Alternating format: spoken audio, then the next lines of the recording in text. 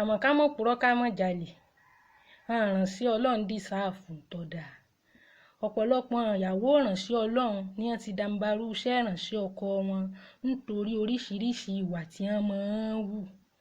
Bàbá ní purọ́ tanra wa jẹ, ìránṣẹ́ Ọlọ́run ló yẹ kí wọ́n máa dóbò tó dáa jù. Nítorí pé ọ̀rọ̀ yìí a ṣẹ̀ṣẹ̀ máa sọ. Nígbà tí mo grant interview Wales TV gan, a sọ wípé ìbálòpọ̀ ó máa ń mú kí mental, psychological and physical stability kí ó wà fún àwọn ọkùnrin. So ìránṣẹ́ Ọlọ́run tí ó bá rí òbò gidi dó yóò affect bí ó ṣe ṣiṣẹ́ ìránṣẹ́ gan. Ṣé báwa náà máa ń wàásù? Nígbà míì tí inú èèyàn ò bá dùn gan, èèyàn ò lè rọ́rọ̀ sọ. Ara nǹkan tí sì máa ba inú ọkùnrin jẹ́ ni kí wọ́n má rí òbò dó. Ọlọ́run bá ń gbọ́. Ọkùnrin míì gan wà tó ṣe pé ó ready láti dúró tóbìnrin kan. Bó tiẹ̀ jẹ́ pé nature rẹ̀ ò fààyè gbà, ṣùgbọ́n ready láti fight nature òun láti jẹ́ wípé kóun struggle láti wà pẹ̀lú ìwọ nìkan. Àmọ́ obìnrin ni wọ́n ń fayé ní àwọn ọkùnrin ńlá débi wípé decision wọn jọ rọ̀ lọ́rùn láti lè mú decision ṣẹ àbí èròǹgbà pé yẹn dúró tóbìnrin nìkan. Obìnrin gan náà ń fayé ní ọkùnrin ńlá lọ́wọ́ á fi di wípé gbogbo wọn ń tojú bọ̀ta. Ṣàlàyé mi ń ya.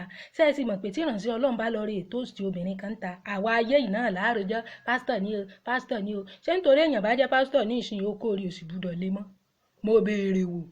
So ìwọ tó o bá ti mọ̀ pé ìwà burúkú lọ́ọ́ mọ̀ wulẹ̀ fẹ́ràn sí Ọlọ́run. Rèé fọ́dínárì èèyàn tó mọ̀ wípé tó bá farabalẹ̀ fún ó free, ó lè rè ṣe ń tọ́ bá wù. Àmọ́ ìránṣẹ́ Ọlọ́run ò free, kò lè ṣe ń tọ́ bá wù. So tó o bá ti mọ̀ pé wà burúkú lọ fẹ́ mọ̀ wù tó mọ̀ gbóbò pamọ́, mọ̀ wulẹ̀ fẹ́ràn sí Ọlọ́run. Mọ̀ wulẹ̀ fẹ́ràn sí Ọlọ́run. Rèé fẹ́ ni tó ṣe wípé is just a normal person kan tí ó, because yàtọ̀ fún ìránṣẹ́ Ọlọ́run gan, ọkùnrin míì gan wà tó ṣe wípé wọn ready láti mọ̀ ìyàwó wọn ni wọ́n ń fayé níyàn lára. Tó o bá ti mọ̀ pé ò ní gbóbò lẹ̀, mọ̀ wulẹ̀ marry, mọ̀ ṣe celibacy. Bẹ́ẹ̀ ni celibacy gan dáa. Tó o bá ń celibacy ní ìsìn ó pọ́n fàáfà ní kò sí tọ́kàn kó sùn kó jí kó ṣiṣẹ́ kó jẹun kó tún sùn ò ní rẹ̀ la. Àmọ́ ńgbà ọba ti lọ rè commit ọkàn èèyàn tó ti wà nínú ilé rẹ̀ tó ní wọ́n ń kọ́tọ̀ lọ́ọ̀sìnlé lónìí lọ́la lọ́tùnla ní gbogbo ọjọ́. Irú yín ìbáyìí ní ìsìn bẹ́ẹ̀ bá sì rí irú èèyàn bá ń pẹ̀lú ẹlòmíì ariwo lẹ́ẹ̀mú bọnu. So bàbá ní tanra wa jẹ, ìránṣẹ́ Ọlọ́run ló yóò dóbò tó dáa jù. Àwọn òbò gidi tó special tó normal a sì ti ṣàlàyé rẹ̀ wípé ẹ̀dọ́kùnrin tí ó bá róbòdò irú wọn ọmọ ọdún 2 ọmọ ọdún 3 ni ọmọ rẹ́ẹ̀pù láwùjọ.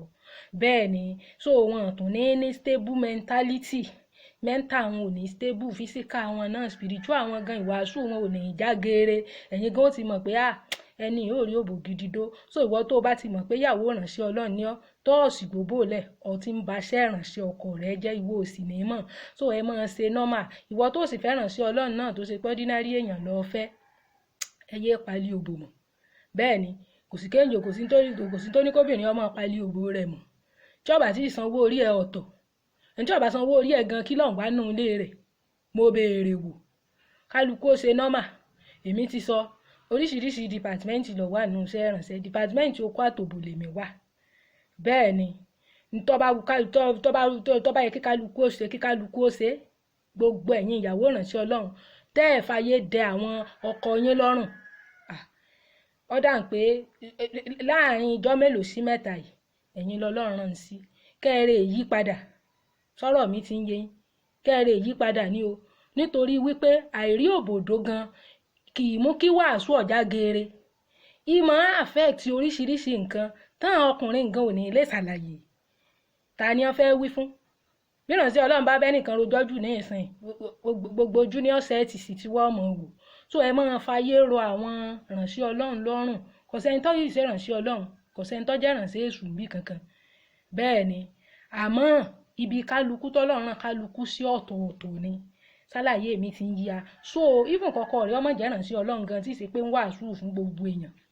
ìránṣẹ́ ọlọ́run ní kálukú láàyè ọ̀tọ̀ so ẹ máa fayé ran ọkùnrin lọ́rùn ẹ máa gbóbò lẹ́ẹ̀ máa farabalẹ̀ fún wọn kúkú ti lẹ́tọ̀ọ́ sí i sọ̀rọ̀ mi ti ń ya ẹni tí mo ní ń sọnù wà burúkú mi náà tẹ̀lé mi máa wù náà yìí máa dàǹbarú iṣẹ́ ìrànṣẹ́ ni ẹ máa ronú pìwàdà sọ̀sì mọ̀ pé mo ti sọ ìwọ tó bá ti ìgbéyàwó tó nítorí nǹkan sọ̀rọ̀ okó àtòbò tó lọ rè dókò lẹ́gà ó ṣòfò ara ní o ìwọ náà tó ti fẹ̀yàwó tó ń rè fomi ṣòfò òfò ara lọ ṣe ránṣẹ́ kò sí tán kàn mí bẹ́ẹ̀ o tó kálukú ó tún wọ ẹ̀sìn kálukú ó ṣe nọ́mà ṣàlàyé mi ti yọ tó o bá sì mọ̀ pé ò ní gbogbo lẹ̀ mọ́ wulẹ̀ fẹ́ràn sí ọlọ́run bẹ́ẹ̀ ni mọ́ wulẹ̀ fẹ́ ní ọlọ́run nínú ìnira ọkàn iṣẹ́ mi náà ń ṣe ṣé ìṣẹ́nú ara lẹ̀mí ń gbé ṣé kìí ṣẹ́nú ara yìí náà ni ẹ̀mí ń gbé ni bínú ò bá dùn